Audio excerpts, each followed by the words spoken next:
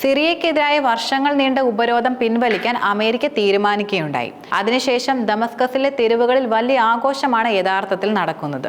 ബഷാറുൽ Asad രാജ്യം വിട്ടതിനെ തുടർന്ന് സഹായത്തിന് തയ്യാറായി പല രാജ്യങ്ങളും രംഗത്ത് വന്നിരുന്നു. എങ്കിലും അമേരിക്കൻ ഉപരോധമായിരുന്നു പ്രധാനമായിട്ടും തടസ്സം നിന്നിരുന്നത്. ഇപ്പോൾ ആ തടസ്സവും നീങ്ങിയിരിക്കുകയാണ്. മാത്രമല്ല, ഇനി സിറിയയിലേക്ക് പണവും ഭക്ഷണവും ഒഴുകുന്നതുമായിരിക്കും.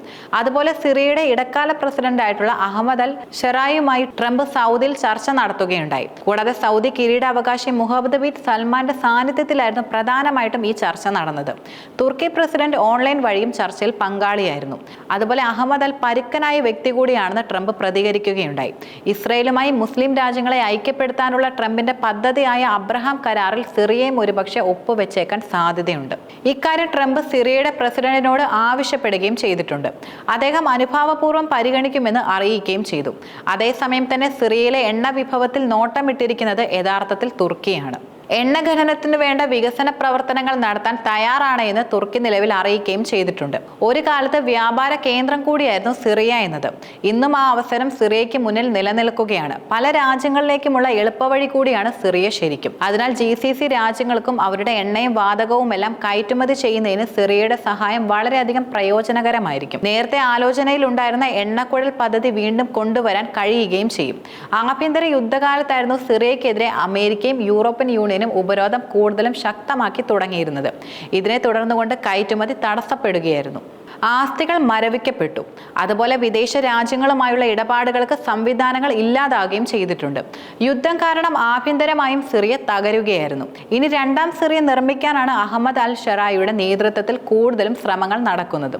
അൽ ഖയ്ദയുമായി ബന്ധമുണ്ടായിരുന്ന സിറിയയിലെ വിമത നേതാവ് കൂടിയാണ് അഹമ്മദ് അൽ. ഇദ്ദേഹത്തിന്റെ തലയ്ക്ക് അമേരിക്ക ഇനാം പ്രഖ്യാപിക്കുകയും ചെയ്തിരുന്നു. ആ വ്യക്തിയാണ് യഥാർത്ഥത്തിൽ കഴിഞ്ഞ ദിവസം അമേരിക്കൻ പ്രസിഡന്റിന് കൈകൊടുത്തത്. രാജ്യത്തെ ഏകോപിപ്പിക്കാനും അതുപോലെ വിദേശികളായ സായുധ സംഘങ്ങളെ ഒഴിപ്പിക്കാനും ട്രംപ് സിറിയൻ പ്രസിഡന്റിനോട് ആവശ്യപ്പെടുകയും ഉണ്ടായി.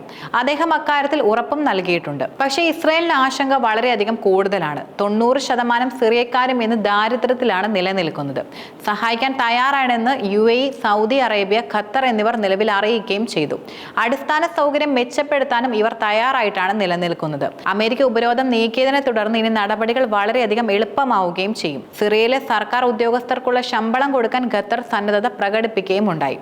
ആഭ്യന്തര യുദ്ധത്തിന്റെ തുടക്കം മുതൽ വിമതർക്ക് സഹായം നൽകിയിരുന്ന രാജ്യമാണ് ഖത്തർ എന്നത്.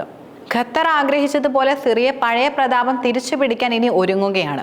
മുഹമ്മദ് ബിൻ സൽമാനും തുർക്കി പ്രസിഡന്റും ആവശ്യപ്പെട്ടതനുസരിച്ചുകൊണ്ടാണ് ഉപരോധം കൂടുതലും നീങ്ങുന്നതെന്ന് ട്രംപ് തുറന്നും പറഞ്ഞു. സിറിയയെ പുനർനിർമ്മിക്കാൻ $600 ബില്യൺ ആവശ്യമാണെന്ന് middle east council on global affairs കഴിഞ്ഞ ജനുവരിയിൽ അറിയിക്കുകയും ചെയ്തിരുന്നു.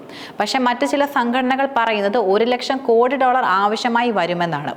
ഉപരോധം നീക്കുന്നതിലൂടെ സിറിയയിലേക്ക് ഭക്ഷണവും മരുന്നും എത്തുമെന്നതാണ് ആദ്യം ലഭിക്കുന്ന നേട്ടമെന്നത്. അയൽ രാജ്യങ്ങളായ ജോർദാൻ, ലബ്നാൻ എന്നിവർക്കും സിറിയക്കെതിരെ ഉപരോധം നീക്കിയതിന്റെ നേട്ടം കൂടുതലും ലഭിക്കുകയും ചെയ്യും. സിറിയയിലെ വ്യാപാരം മെച്ചപ്പെടുമ്പോൾ ഇവർക്കും കൂടുതൽ നേട്ടമായിരിക്കും ലഭിക്കുക. സിറിയയിലെ എണ്ണവാതക മേഖലകളുടെ നവീകരണം കൂടിയാണ് തുർക്കി പ്രധാനമായിട്ടും ലക്ഷ്യം വെക്കുന്നത്. പ്രത്യേകിച്ച് തുർക്കിയുടെ അതിർത്തിയോട് ചേർന്ന സിറിയയിലെ പ്രദേശങ്ങളുടെ വികസനം അവർ കൂടുതലും ലക്ഷ്യം വെക്കുന്നുണ്ട്.